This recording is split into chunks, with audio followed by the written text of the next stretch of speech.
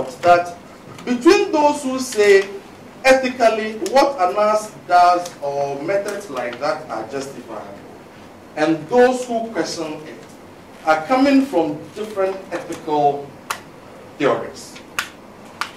First, and that is what regulators do when they look at these issues.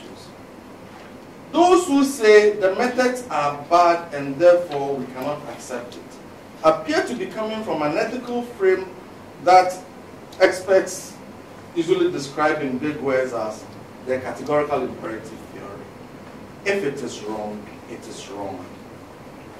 The metaphor that they use is the bread and the wrapper.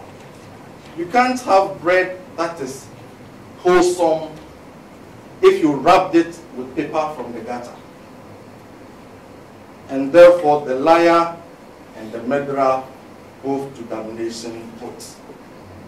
So you can't use lies to pursue murder. You can't use lies to pursue the truth. And that is the perspective of those who argue from categorical imperative.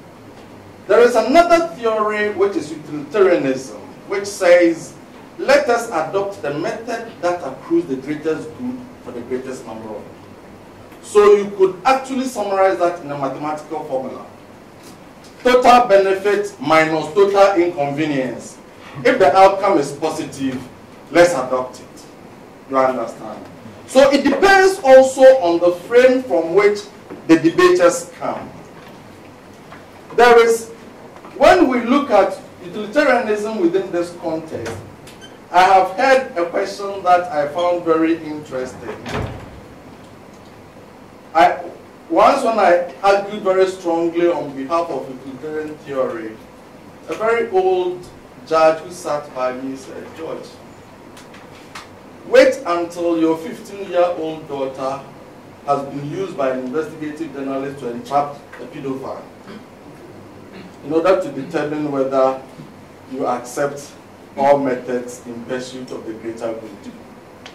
And I thought that, as weird as it was, it still made a point.